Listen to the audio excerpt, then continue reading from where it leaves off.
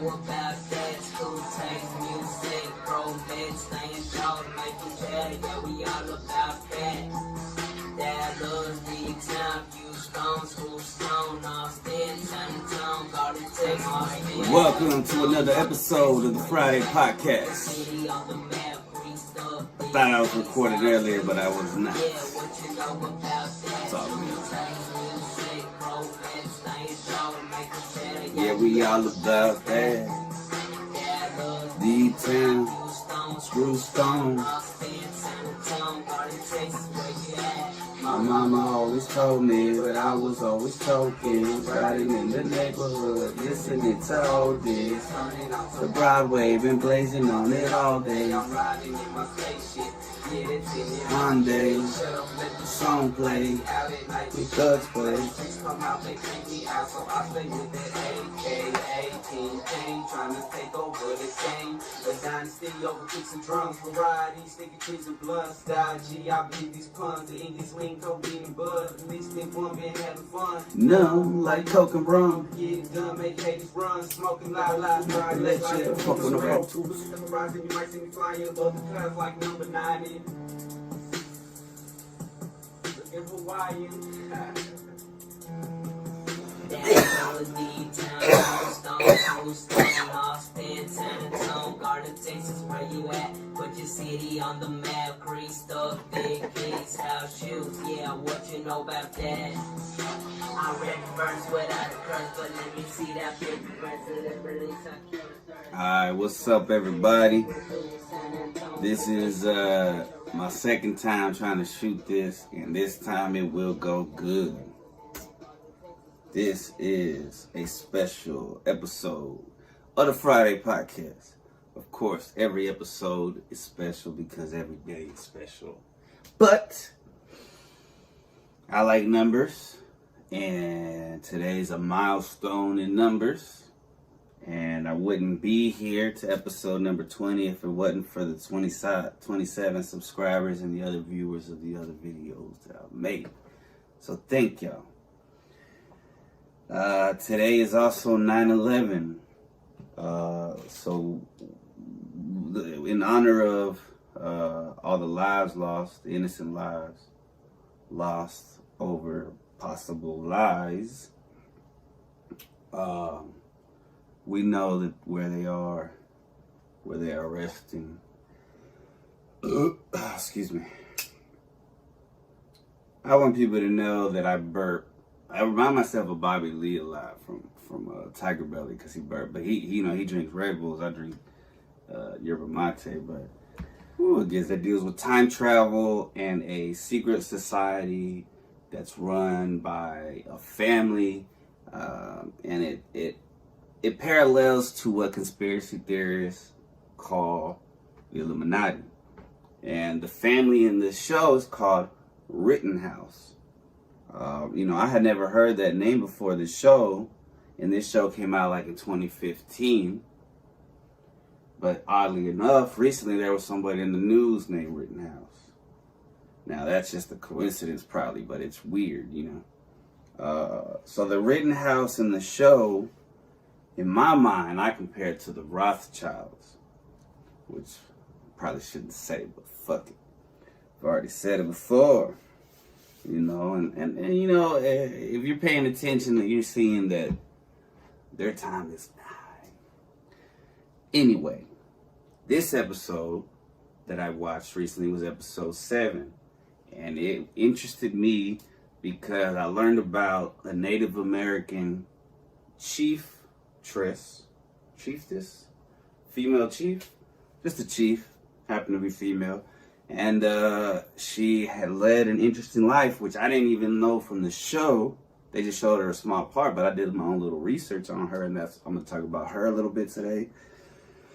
I'm gonna let's catch our breath, y'all. I get excited. I'm a little nervous because it's episode 20, but you know what? I'm with people that I love, and y'all love me, so it's all good. Let's just begin.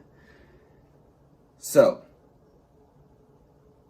7 was it's called Stranded, and they're in the middle of the French and Indian War. Now, I always thought this war was just between the French and the Indians. Well, it wasn't.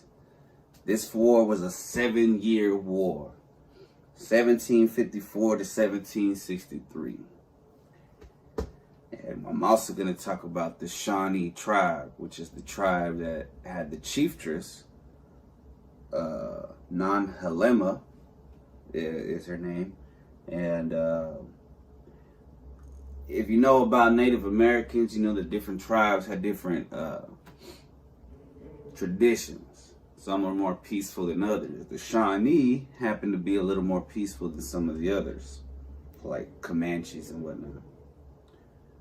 Well, I don't know which ones were like supposedly like the violent ones, but I know that the Comanches had like pretty good warriors, and I know they had a lot of battles. There's a lot. And I would like to learn more about that soon too. Maybe that'll be another episode. But they did have to get involved in the 7-Year War, the War of 1812, and more. They started up around Ohio, but ended up mostly in Oklahoma, like many Native Americans. So the French and Indian War provided Great Britain, quote unquote, with enormous territorial gains in North America. Right? So England's land in the colonies got bigger, because we got what we get? We got like, we get Florida from Spain, the British do, and they give them Havana, Cuba back. The Britain also gets Canada and all of France's claims east of the Mississippi, except New Orleans, which France was allowed to keep, which I found very interesting. But that's a coastal city. There was another coastal city that they let, I think it was in Newfoundland or Nova Scotia, where they let the French keep, or somebody, for fish and stuff. So, on February 10th, 1763, which is 226 years and a day before my birthday, which I don't know why I wrote. I was pretty stoned probably, and I was like, oh, ever. The Treaty of Paris between Britain, France, and Spain was signed. Well, before I get to that, it was fought not just in the Americas, right, North and South America, but in Europe, West Africa, India, and the Philippines. I mean, this was a global war, the 7 Years War. It wasn't just no little French-Indian War, the way they call it.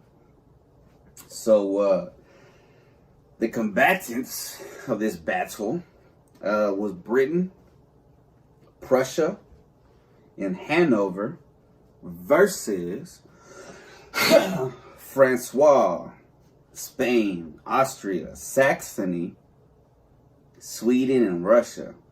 Now, some of these countries don't even exist no more. But I found it very interesting. So, Britain won, but at a very high cost. And that high cost was paid by the colonies. So that led us to the American Revolutionary War eventually. Now, if I do this right, I'm going to put a picture up of Nonhelema, and you'll see a picture of her. There's a book written of her. There's a monument for her. But that's about it. There should be more for this wonderful woman in history. 1718 to 1786 she lived. By 1750 she was a chieftess. She was almost 6 feet 6 inches tall. And the Europeans who would go, I forgot what they called it, the tall squaw or something like that. She was very, she was respected because, you know, like they had to look up at her. Literally. She had 3 husbands throughout her life, different times, which is very, it's cool because the Native Americans were always more liberal than the Europeans. and it's just very recently that that the Americans are becoming liberal like the Native Americans were.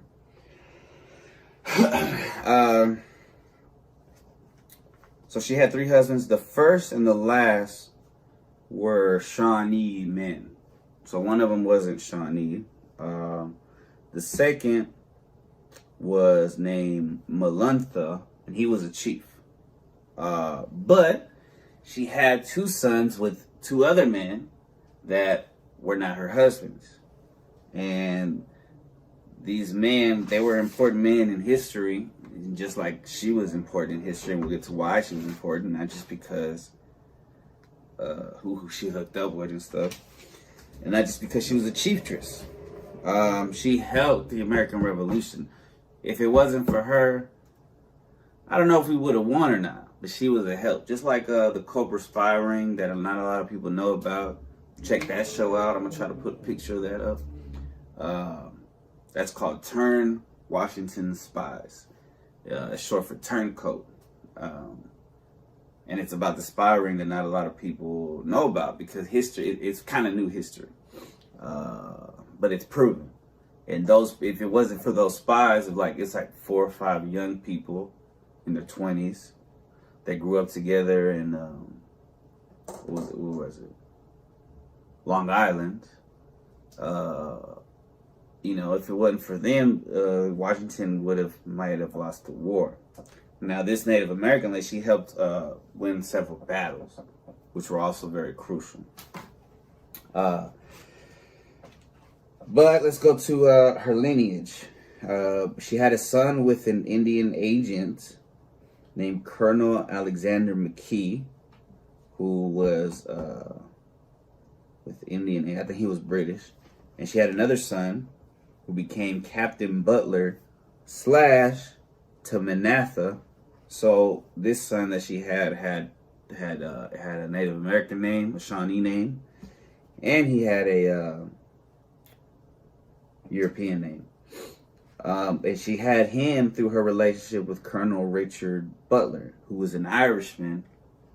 And I did a little bit of research on him, and he was a very important figure who had a lot. He helped the American Revolutionary War, I believe. She was present at the Battle of Bushy Run in 1763. She and her brother's name was Cornstalk.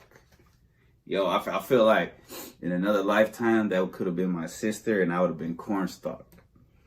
Because it's such a cool name, and I feel like I love corn and shit. They both supported neutrality, right? So they didn't pick either side in the war. In all the wars.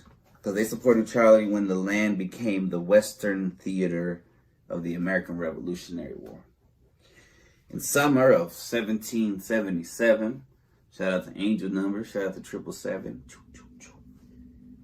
Nonhelema warned Americans that parts of the Shawnee Nation had traveled to Fort Detroit to join the British.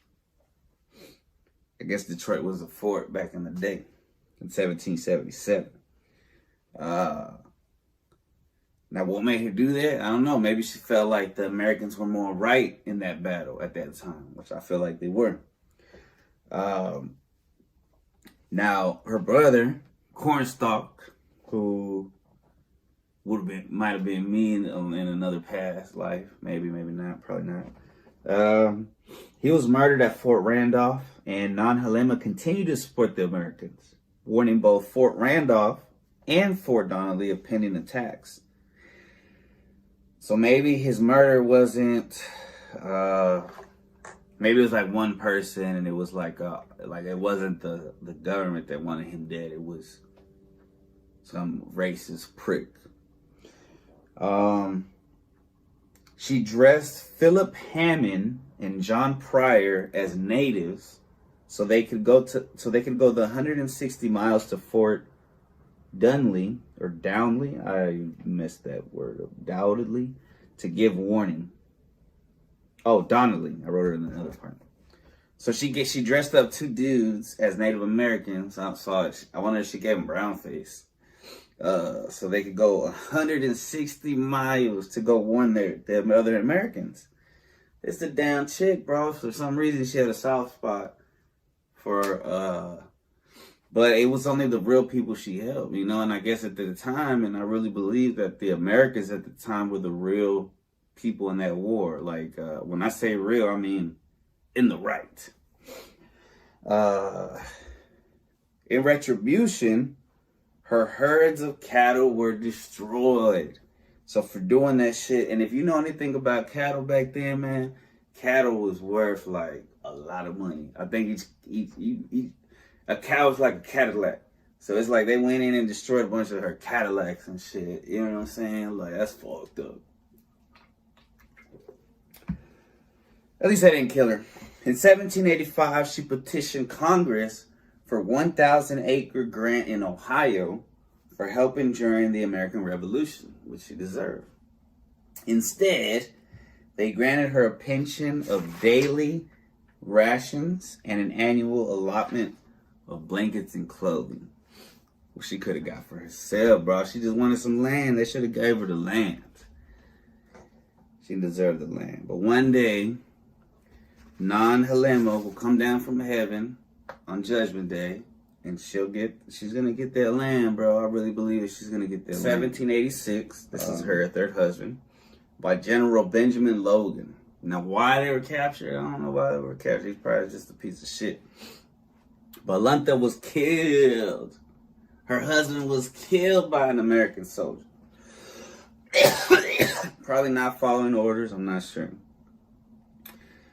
While she was detained at Fort Pitt, she still helped the Americans.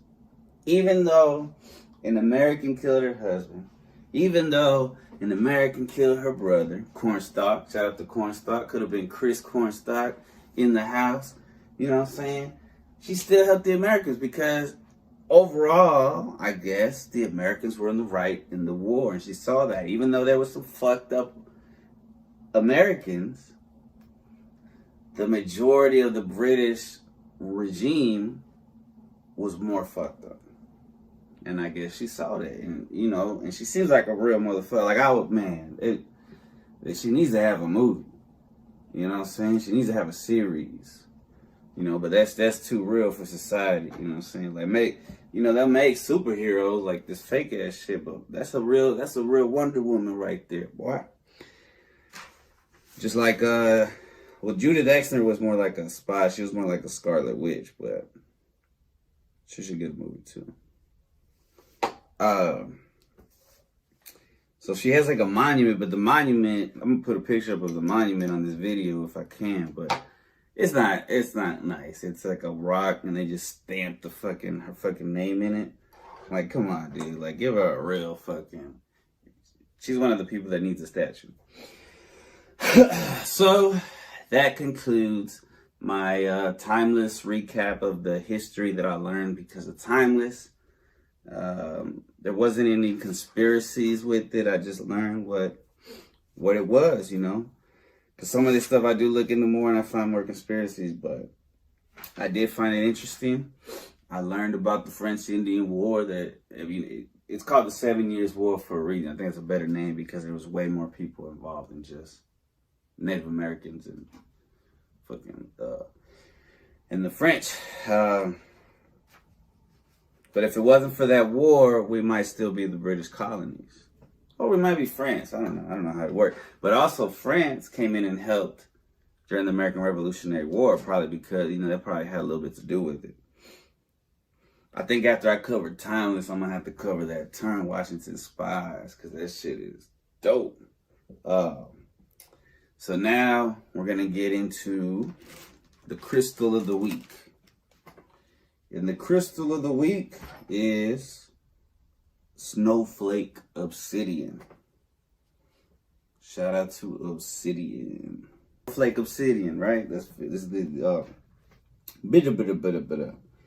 It gets its snowflakes. I'm gonna try to put a picture on the video too, but it gets its snowflakes from. And I thought this was very interesting because my name is Christopher Cristobal Light. That's the white shit in that obsidian. Crystal light.